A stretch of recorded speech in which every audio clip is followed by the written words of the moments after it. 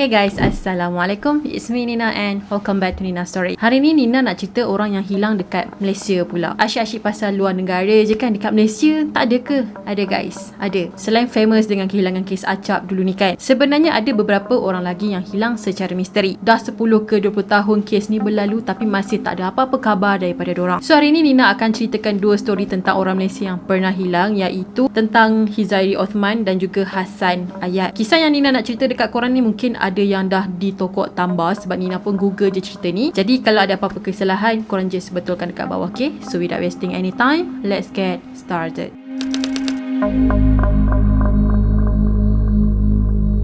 Kisah yang pertama ni kan ramai yang tag Nina dekat TikTok. Sebenarnya info pasal Hizairi ni tak berapa banyak sangat, tapi Nina akan cerita jugalah dekat korang tentang apa yang dah jadi dekat dia. Hizairi ni sebenarnya merupakan anak sulung kepada sastrawan negara iaitu Dr. Othman Putih. So Dr. Othman Putih ni merupakan penulis novel dan juga penulis cerpen yang berkonsepkan remaja. Hizairi pun berbakat tau dalam dunia penulisan sama macam ayah dia. Hizairi merupakan bekas pensyarah UPM dan telah dilaporkan hilang secara tiba-tiba pada 15 Mac tahun 2001. Jadi kalau ikutkan pada tahun 2023 ni, lebih kurang dah 22 tahun lah dia dah hilang. Walaupun benda ni dah terjadi 22 tahun yang lepas, tapi sampai sekarang dia masih lagi tak dijumpai. Ayah dia sendiri pernah pergi ke Mekah berdoa depan Kaabah supaya anak dia dapat pulang, tapi bila ditunggu, anak dia tak pernah lagi balik. Hizairi hilang semasa dia berusia 31 tahun, dan kalau sekarang dia masih lagi ada, umur dia lebih kurang 53 tahun. Family Hizairi dah buat macam-macam cara untuk mencari dia tau, termasuklah mencari Hizairi dekat bilik mayat. Masa tu arwah ayah diorang ni hantar adik Hizairi ni ke hospital dan pergi cek abang dia ada tak dekat situ. Kukuk lah diorang yang meninggalkan, tapi identiti diorang ni tak dapat disahkan. So dalam keadaan yang sedih, takut tu kan, adik dia ni terpaksa tatap satu persatu wajah mayat yang ada dekat dalam bilik tu tau. Disebabkan adik dia ni dah tengok macam-macam rupa, macam-macam style mayat yang meninggal. Bertahun-tahun jugalah adik dia ni trauma dan susah nak tidur. Siapa je yang tak traumakan? Nak tidur je kau dah terbayang rupa mayat yang ada yang ngeri ke apa tu kan.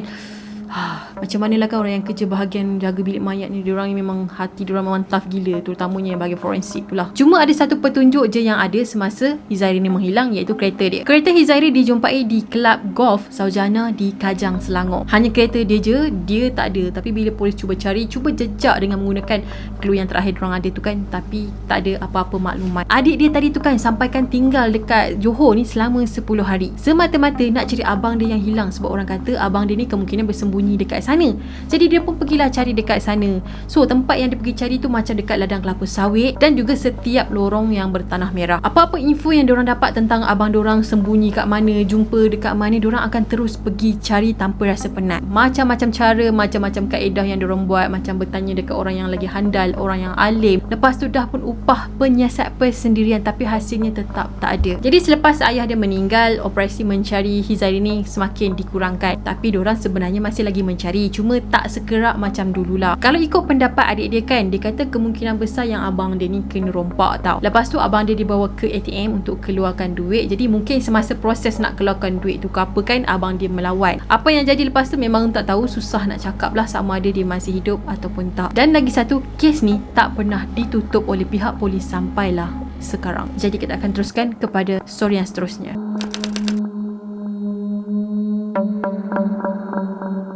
Kisah yang kedua ni pula adalah tentang Hassan Ayat yang telah hilang secara misteri di Gunung Yong Yap. Gunung Yong Yap terletak di sempadan negeri Perak dan juga Kelantan dan berketinggian 2168 meter. Gunung ni merupakan sebahagian daripada banjaran Titiwangsa dan gunung ke-6 tertinggi di Malaysia. So Hassan telah dilaporkan hilang pada 15 Februari tahun 2009 dan tak pernah lagi dijumpai, yang membuatkan ramai orang pelik dan rasa macam agak something fishy. Hassan tadi dia sempat karang sebuah sajak sebelum dia menghilang. Dikatakan Hassan ni memang expert bab-bab hiking ni, dan dia sendiri pun dah ada banyak pengalaman. Sehari sebelum kejadian tu kan, dia dengan 13 orang hikers lagi pergi panjat Gunung Yong Yap. So diorang pun teruslah menghala ke Kem Agas dan tidur dekat situ semalaman. Sebabnya esok pagi tu diorang plan untuk terus naik ke puncak gunung. Pagi tu diorang bangun dan diorang sambunglah panjat gunung, dan diorang sampai ke puncak dalam pukul 11 pagi macam tu. Selepas Lepas diorang sejam dekat situ dah tangkap gambar apa semua kan, diorang pun turun lah dalam pukul 12 tengah hari. Biasanya orang yang nak panjat ataupun turun gunung ni kan, dia akan jalan dalam satu line, bukan secara dalam grouping, bukan. Jadi masa nak turun ni kan, Hassan ni adalah orang yang keempat turun gunung. Dan masa tu dia berjalan macam agak slow sikit sebab dikatakan dia sakit lutut. Jadi ada seorang kawan Hassan yang ada kat belakang dia kan, minta izin dekat Hassan untuk berjalan dekat depan dia. Yelah, Hassan kan jalan agak slow, so dia macam jalan laju kan. Jadi dia kata, Hassan,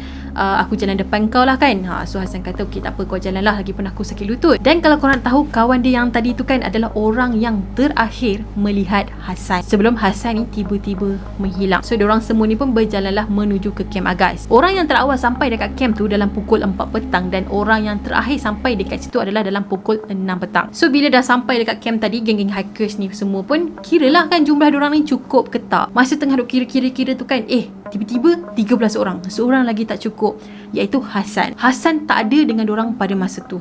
Sudah. Dah lah pada masa tu petang, dah nak maghrib dah, Hassan ni pula tak tahu ke mana. Jadi dalam keadaan yang panik apa semua tu kan, diorang pun patah baliklah ke track untuk mencari Hassan. Diorang pun panggil lah Hassan apa semua kan, tapi tak ada sahutan dan tak ada petunjuk. Dikatakan track dekat situ bukannya bersimpang siur dan jalan nak ke kem Agas daripada puncak tu mudah je. Kalau ada hikers yang berjalan dekat situ, diorang memang tak akan sesat ataupun confused. Jadi bila berita kehilangan Hassan ni sampai dekat Maling Gunung pun minta lah hikers yang ada tu kan untuk balik dulu sebab dia takut, yelah dah ramai-ramai carikan, takut hilang pula yang lain. Esok tu pada 16 hari bulan, kawan-kawan Hassan tadi ni pun keluarlah daripada hutan tadi. So Maling Gunung pun pergilah balai polis kan nak buat report mengatakan yang Hassan ni dah hilang. Tapi undang-undang Malaysia ni kan, kalau orang tu hilang tak sampai 48 jam tak boleh buat report. Jadi kena tunggu 48 jam, siasatan boleh diteruskan, pencarian dapat diteruskan, macam tu lah. Jadi Maling Gunung dengan kawan-kawan Hassan ni macam dah tak ada choice lain sebab pihak polis tak boleh nak melakukan pencarian lagi sebab Hassan hilang tak sampai 48 jam. Jadi Maling Gunung dengan hikers yang lain ni pun turunlah padang mencari Hassan di gunung. Lepas pada tu barulah polis join geng-geng tadi untuk mencari Hassan di Gunung Yong Yap. Sampaikan ustaz pun diorang bawa ke gunung tadi sebagai salah satu kaedah untuk mencari Hassan. Tapi hasilnya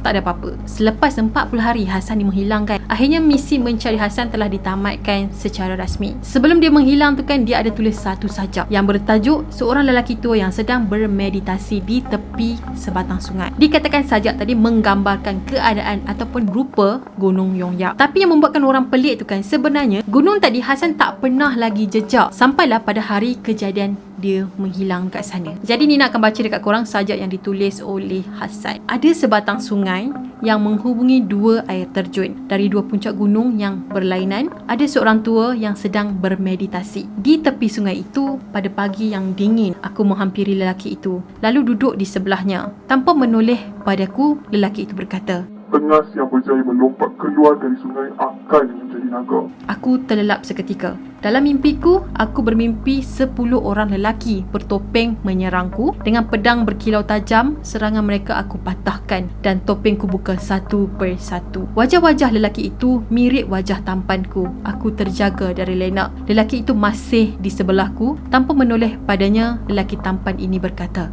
"Sebenarnya musuh sejati kita adalah diri kita sendiri." Nina tak tahu kenapa Nina baca saja dan Nina rasa meremang. Okey guys, apa pendapat korang tentang kisah kedua-dua kehilangan lelaki yang pernah hilang dekat Malaysia ni? Kisah yang kedua ni agak menarik sebab ramai teori yang mengatakan yang dia sebenarnya hilang disebabkan disembunyikan oleh bunian. Macam kes Acap tu lah, sama je. Sebabnya bila dicari kan, diorang cuba cari, cuba track kat mana, dia macam tiba-tiba vanish. Macam tu je. Nasihat Nina kepada korang dekat luar sana, tolong jaga diri. Terutamanya kalau korang nak masuk hutan, nak pergi hiking ke apa, make sure korang berteman dan jangan gerak seorang-seorang. Kalau boleh jangan berpisah dengan grup korang. Sebab hutan ni bukanlah tempat kita. Jadi Nina nak tahu pandangan korang pula. Dan kalau ada apa-apa info tambahan tentang kedua-dua kes ni, korang boleh komen dekat bawah. And yeah, that's it for today. Dan Nina harap korang suka dengan video yang Nina kongsikan pada hari ni. Kalau korang ada apa-apa cadangan untuk Nina ceritakan untuk next video, korang boleh komen di bawah. Kepada korang yang belum lagi subscribe channel Nina, korang boleh subscribe dan turn on notification juga supaya korang tak terlepas dengan video-video yang Nina akan upload pada masa yang akan datang. Dan kita akan jumpa lagi in next video. Bye bye. Assalamualaikum.